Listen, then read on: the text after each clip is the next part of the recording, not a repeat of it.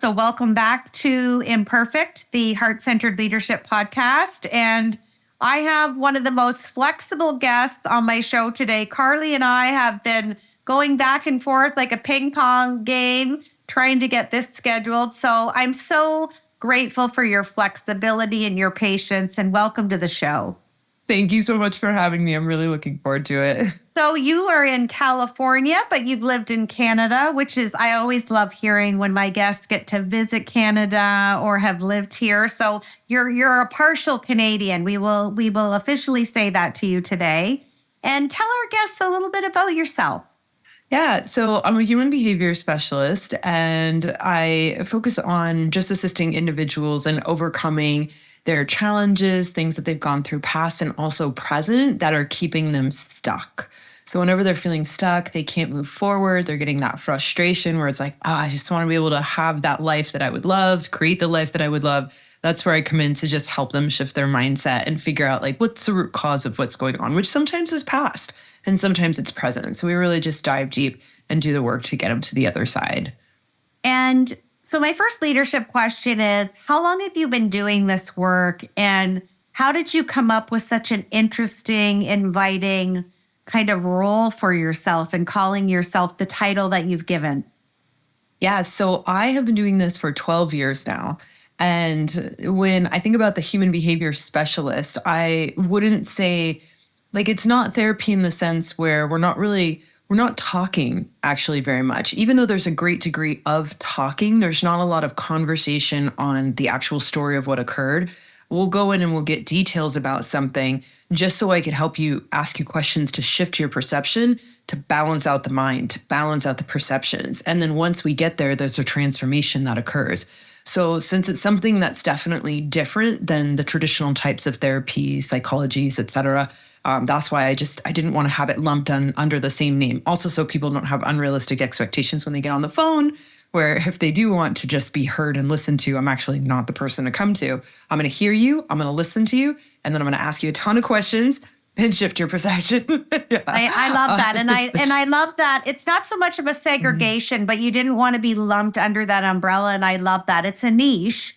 And you're also okay to say, I'm not that person for you if this is what you're looking for, which I think is dynamic. So my second question, I can't wait to get your answer on this. Why do we as human beings have such a difficult time regulating our emotions? We witness it every day within ourselves, within our family, our friends, our clients, our colleagues. What is the deep, dark etiology? Because I'm dying to hear your answer. Yeah, so this is actually really a fun one. So we're not meant to be emotionless. We're not actually meant to get rid of our emotions. So first off, we have a lack of appreciation for what emotions are truly doing for us. Mm-hmm. Emotions are a feedback mechanism to allow us to know that our perception is off balance. And each emotion has varying indicators depending on how large it is or small it is, on how much our perceptions are actually off. The greater the emotion, the greater the misperception. It's really quite fascinating. And it's funny because we see this the most in traumas, right? So whenever we go through a traumatic experience, it genuinely is very challenging for us. But if we open it up and we see the other side of the trauma, we see the other things that occurred, because in those moments that we have a traumatizing experience, remember, it's hard to focus on what else is going on. Yeah. You know, it's really hard. And so I don't want anyone to ever have an unrealistic expectation, no matter how much you know. If you're going through something that's intense for you, you're not going to be able to work through it in the moment. There's a low probability. If you have the skills and the tools, you might be able to work through it faster when things occur, and maybe even sometimes ask yourself some quality questions in the moment. But remember, the emotions are still there to help you to understand that there's something else going on inside you. You know, depression is a feedback, anxiety is a feedback. And so it's all just a feedback. So whenever we're getting that feedback, I like to ask myself the question is, what's actually the trigger that's driving the emotion? Because nobody can make me feel a certain way. This one's fun too, because you could literally sit with two people in front of the same third party, and that third party says one thing. One person might cry and one person might laugh. And what's the difference? He or she is not making you feel any way, but it's how we're perceiving it. right? So first it's like, okay, well, what's actually bothering me? And that's the first step to actually being able to transform it, instead of being like, oh, what's wrong with me? I can't control my emotions. I shouldn't be emotional right now. When the reality is we're all emotional. We all have moments. We are indeed. We are human beings, aren't we? I love your passion and the energy that you bring to this. And I can tell how much you love this work. And you've led beautifully into my next question, which I'm going to pause for a minute because I'm going to give you the question that I ask everybody on the show. It has permanent residency. What imperfections do you feel, not think, that you bring to your heart-centered leadership within your practice? Yeah. So when we think about imperfections, it's funny because this is a great thing to share. Thank you. This is a great question. When we think about imperfections, it's funny because the imperfections that I thought were once imperfections, I realize are the things that actually empower us. They're the things that make us unique and the things that make us different. So I remember when I first started, because I do a lot of business consulting as well. Like I love business so much. And I love human behavior. I love business. So I love combining the two. And it was funny because when I first started, I just thought I had to look a certain way. I had to have on like the suit. I call it the boring pantsuit. No offense to anyone out there. I just have a high value on fashion. I've been reading Vogue since I was 13 years old, and we don't show normal pantsuits in Vogue. They're beautiful, but I'm like, I just can't do it. I can't do it. So I thought I had to wear the pantsuit. I thought I had to like have a cleaner haircut, like be just more well put together. And the reality is I'm from the San Fernando Valley, born and raised. So for any of you guys who have ever heard the song Valley Girl, it's hysterical. Listen to it. And then you'll be like, oh my God, she does say, oh my God, she's a Valley Girl. And so that part of me was something that I thought was imperfect, and I realized it's just fine. Also, just that Southern California surfer girl vibe, right? Yoga, surfer, and just being able to implement that in a professional manner. And what's really fun is I realized that that's part of my strength. And then the clients and the business owners I attract also have a different kind of edge to them. You know, like I'm probably not going to attract the very strict corporate professional, and that's okay. Yeah. Mine are a little bit edgier, a little bit rougher around the edges. Sometimes they swear a lot. Well, we are a safe space, right? I always love that. Deb, can I use an outrageous adjective? You can. Which I use the as realness. well. It's the realness of it, right? That's what I love what you're saying. And those imperfections are truly gifts. And I mean, Brene Brown has taught us that very, very well. She's fun. And it's nice to hear you say who you attract, because I very much feel the same way. And I think that's just being authentic at such an untouched level. Yeah, it's beautifully put as well. Yeah, and it's like, be yourself and you'll attract the individuals that you want to be around. Absolutely. Yeah. And I'm like you. I've never been the pantsuit girl. I have the pantsuit, but I've always aligned with who I'm speaking with. If I'm in a manufacturing environment, I'm obviously going to be wearing something casual and my work shoes.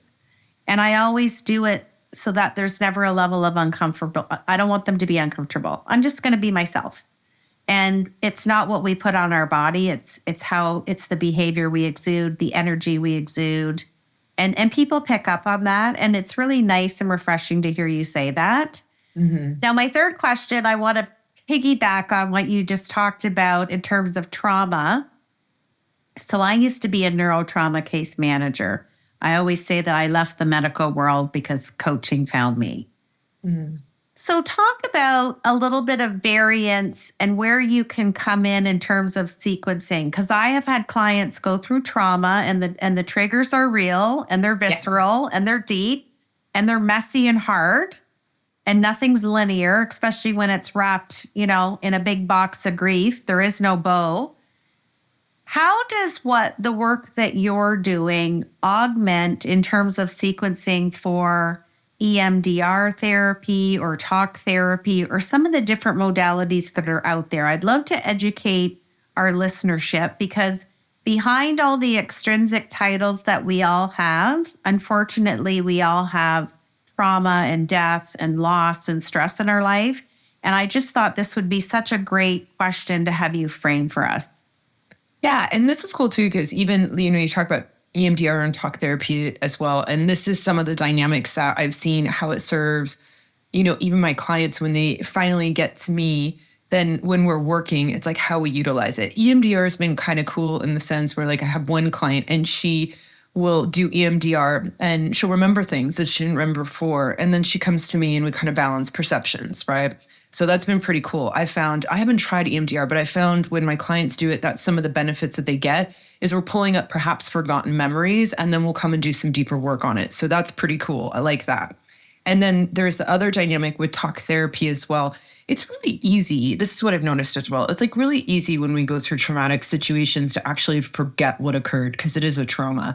One thing with talk therapy, part of it, I know it just really helps people to talk about it. Sometimes just that initial, like the first stage is like, I just need to talk about it. I need to get it off my chest, right?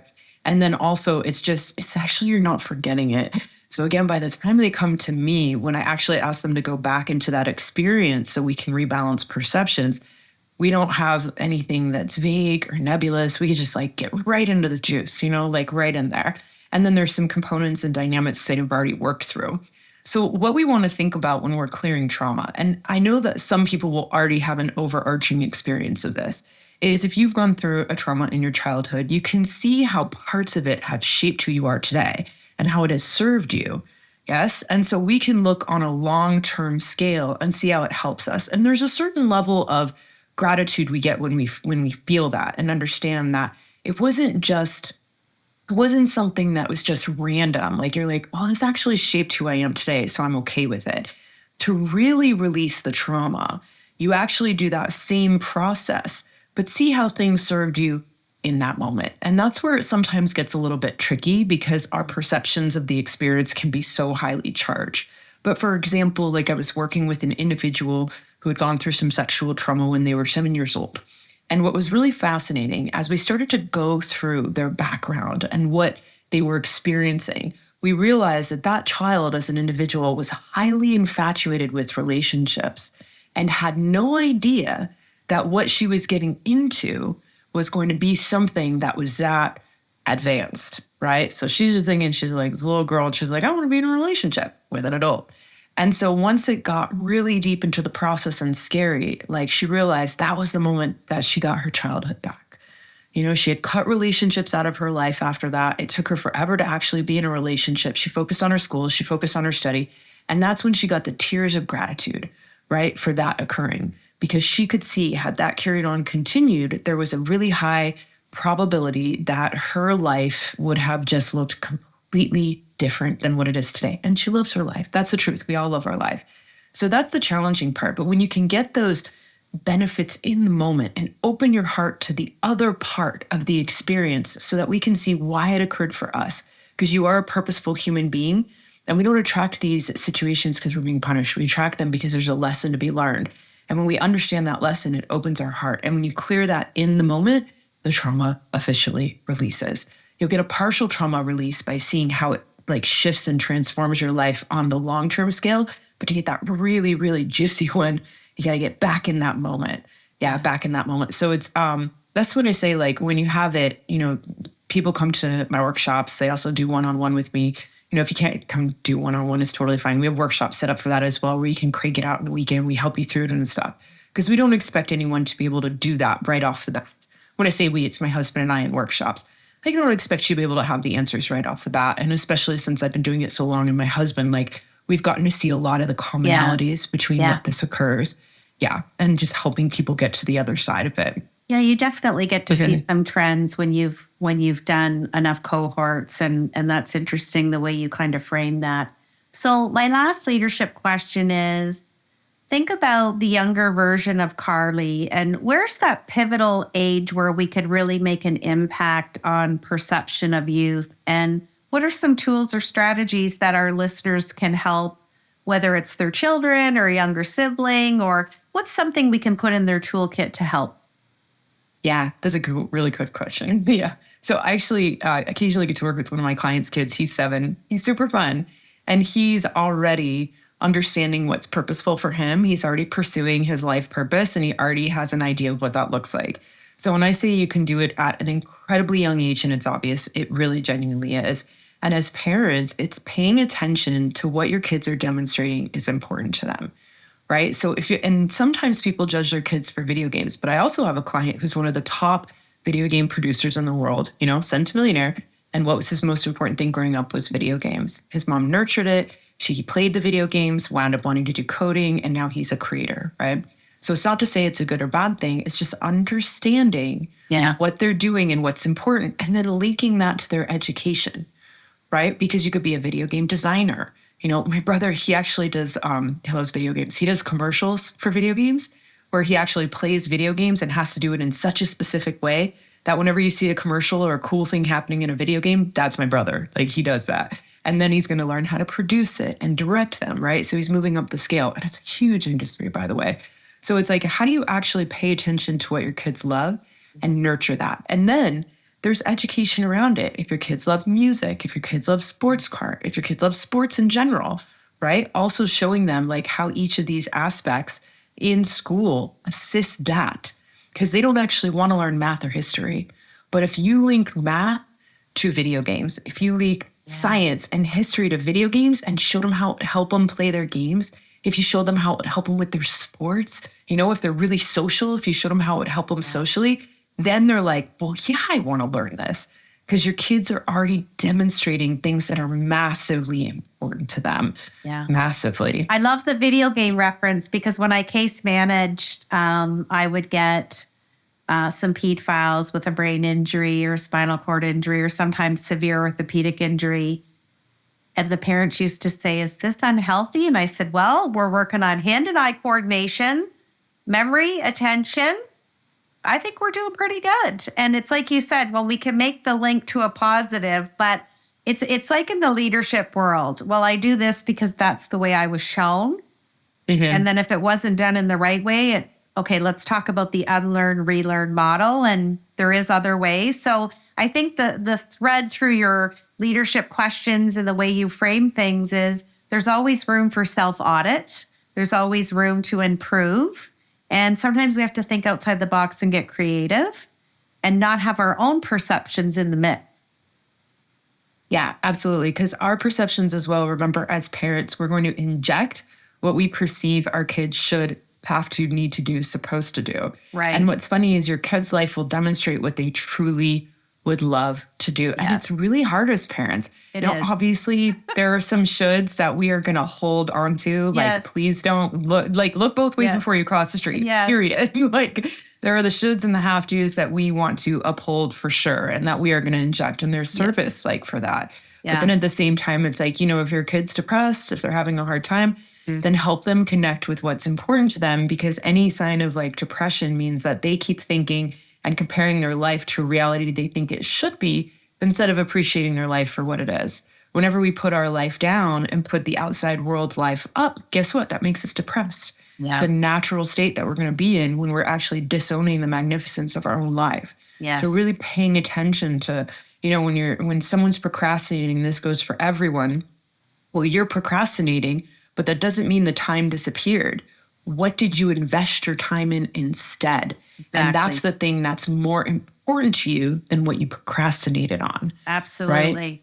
Paying attention to that, because you're already putting energy, effort, and prioritizing that. And if you can build a business on it, you can make money on it, something like that, then that's a great thing to do because you're already prioritizing it. Yeah, that's a good one. I always, when any of my clients tell me they're busy, I always say, what are you procrastinating on? And they're like, how do you know?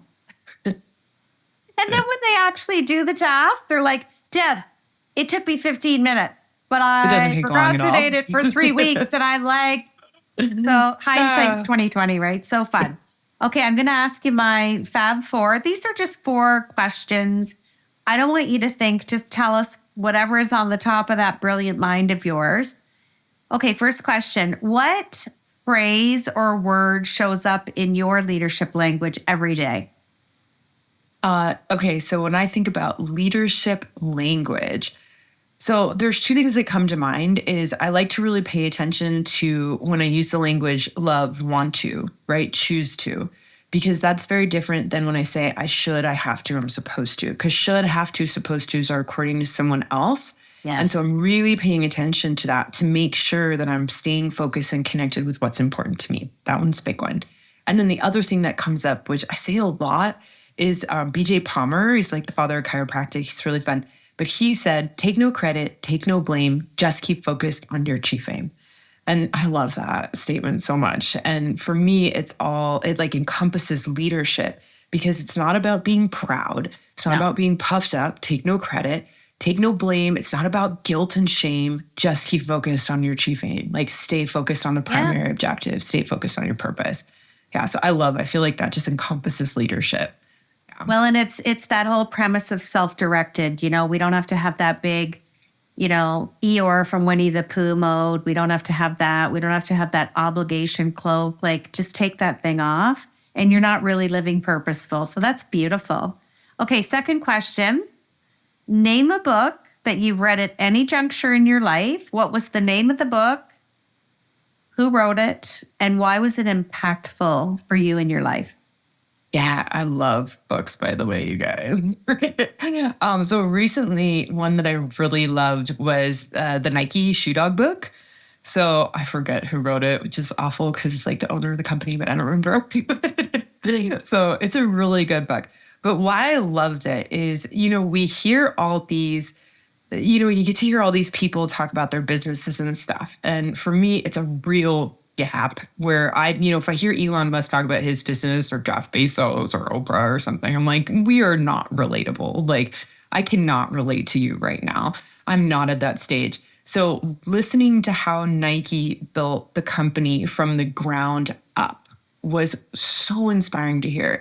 You get to hear about the challenges they go through. You get to hear about the different dynamics of the personal and professional career and how things are mixing. And just listening to someone who had a vision and the process of executing it. And it gives you more of a realistic viewpoint of what it's like to grow and build a business. And it was quite inspiring to listen to. So it's recently, I think I read it a few months ago and I absolutely loved it. Loved it. Yeah. I love books too. I do listen to audiobooks, but Same. I love to go to the bookstore. I love to hold the book. I love the smell of the book. I love the feel of the book. It's just something I could sit and read books all day long. I align with you. Okay, my third question, let me give you a little bit of context. So I'm granting you a wish, and you get to have dinner with any leader of your choice, and this leader could be still living, or maybe this leader has passed away. Who are you having dinner with, and what is the dinner conversation? Who are we having dinner with? Who am I having dinner with? You know, it's funny because it's like, I've thought about this before where it's like, I wonder what it'd be like to connect with these people. So I might want to have dinner with maybe like Epictetus was pretty cool. I was like, because it's funny because I when I read Epictetus' stuff, I really like how he explains universal laws and technically human behavior in a really simplistic form, even though I know his bosses and people we like really connected with were Aristotle and Socrates and stuff. But at the same time, it's just not as palatable for a reader. So I love his interpretation, and I think it would just be fun to go back and forth with it for a while. I think I'd like to be at that dinner. I haven't had anybody pick that one. That would be a very interesting dinner for sure. Yeah. And then we could probably get quite fashionable if we went back in time as well. So we would get the whole Vogue thing going, which would link back to our earlier conversation. It's been delightful to meet you. You were worth the wait. You just emit heart-centered leadership, and I can see the passion that you have found in your own life and the purpose in the work that you're doing. So I want to thank you for being on the show. I'm excited to keep in touch. And I'm going to send you my audiobook that just came out as a gift for my penance of rebooking and heightening your patience and flexibility, just as a token of my gratitude. And I'm going to ask you to finish the show by finishing this sentence for me. And again, top of mind, whatever comes to you first. Heart-centered leadership is being authentically yourself and loving and appreciating yourself for who you are.